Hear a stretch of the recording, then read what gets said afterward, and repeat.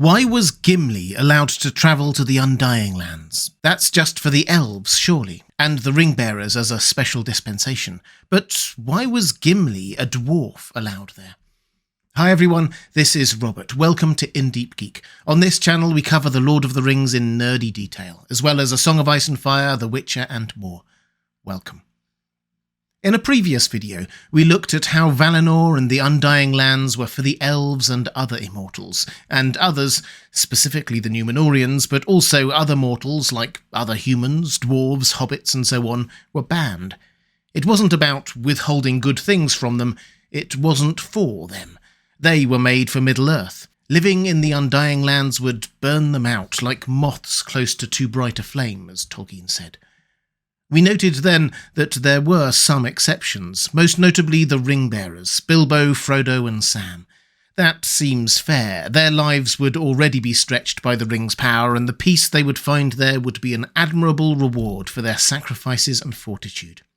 But in Appendix B to The Lord of the Rings, we read this, about something that happened 120 years or more after the destruction of the ring.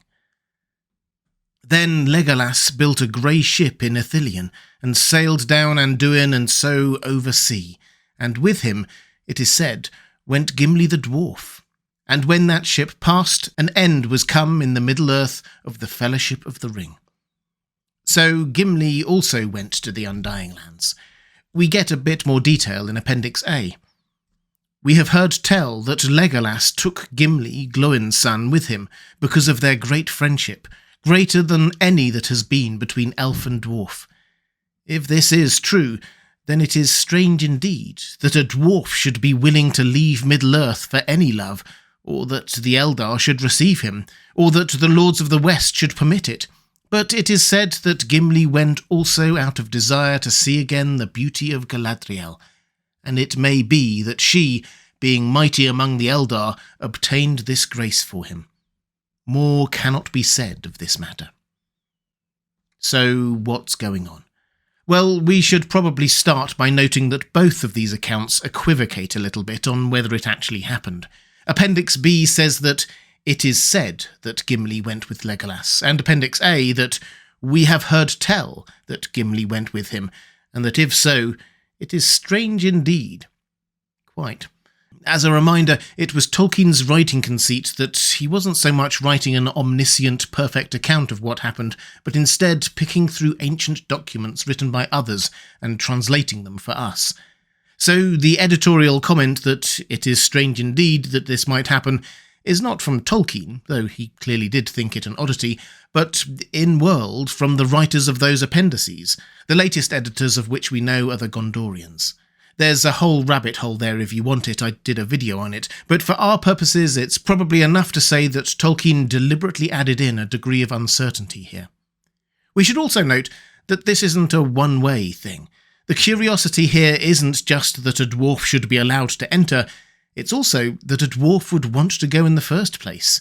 Dwarves love Middle-earth, they love mining and crafting and deep caverns, so why would Gimli want to go? We'll come back to that. Thankfully, Tolkien did address this in one of his letters, letter 154. He says this, "But in this story, it is supposed that there may be certain rare exceptions or accommodations. Legitimately supposed, there always seem to be exceptions. And so certain mortals who have played some great part in elvish affairs may pass with the elves to Elvenhome. Thus Frodo, by the express gift of Arwen, and Bilbo, and eventually Sam, as adumbrated by Frodo. And as a unique exception, Gimli the dwarf, as friend of Legolas and servant of Galadriel." So Gimli was, in Tolkien's words, a unique exception. So no other random dwarves or hobbits or humans. And it was because of his friendship with Legolas and role as servant, in inverted commas, of Galadriel. Let's look at those two things now and why they might qualify Gimli for that honour. His friendship with Legolas wasn't just a normal friendship. It was breaking a millennia-old enmity between two races. We don't have time to go into all the ins and outs of that here, but both sides felt aggrieved, and long-lived and grudge-holding as they were, it festered. What we saw in The Hobbit was not just an isolated incident. Generation after generation of dwarves and the same unchanging elves kept up the anger and distrust. Gimli and Legolas striking up a friendship like that was more than unexpected. It was dynamic shifting, and given their respective positions of influence in their communities, it meant that when the elves and dwarves parted company finally, with the elves sailing west, it wasn't as enemies everywhere. An age-old rift had been repaired by Gimli and Legolas, just in time. Gimli becoming a servant of Galadriel is another unexpected twist to the story. You'll remember that instead of something boringly practical as a gift from Galadriel, he asks for a single strand of her hair, or rather says that it is his desire, not that he is even asking for it. Clearly moved by his courtesy, she gives him 3 and asks what he would do with the gift.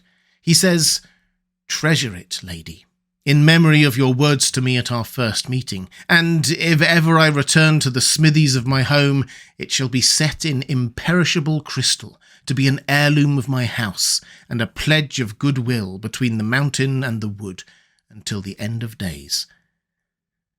This has echoes of a gallant knight pledging chaste service to a queen or great lady in some Arthurian romance story, and you can be sure that Tolkien knew that, hence him referring to Gimli as Galadriel's servant.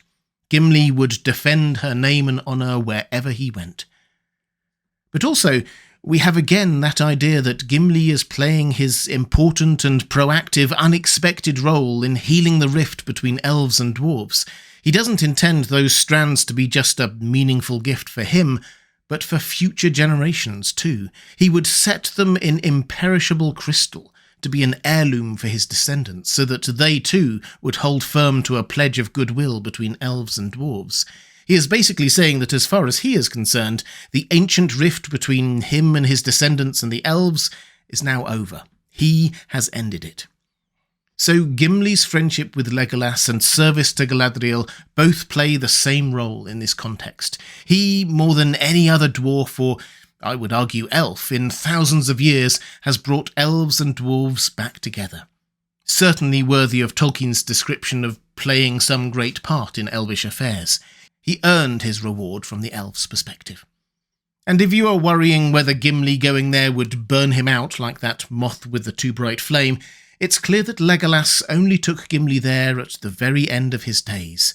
His reward was not a long life in Valinor, but a chance to see the elven home, spend the last moments of his life with his best friend, and meet Galadriel one final time. And personally, I think he deserves all that. I've said this before, but of all the Fellowship, Gimli is the one who goes on the greatest character journey. He may not have shouted out, "Never trust an elf," in the books, but that can't have been far off where he was to start with, travelling with the son of the man who had unjustly imprisoned his father and tried to steal his people's wealth. He sees the tomb of his beloved cousin, reads about his terrible end, barely has time to drink in the loss before being singled out as untrustworthy and unwelcome in Lothlorien by Celeborn, facing up to the evils he had been taught about Fangorn Forest, shifting his perspective and seeing the beauty there as well. And somehow, through all this, forging a close friendship with Legolas and becoming the devoted servant of Galadriel, breaking down millennia of distrust. For the representative of a race of famously stubborn characters, his transformation to the champion of elf-dwarf friendship is astonishing.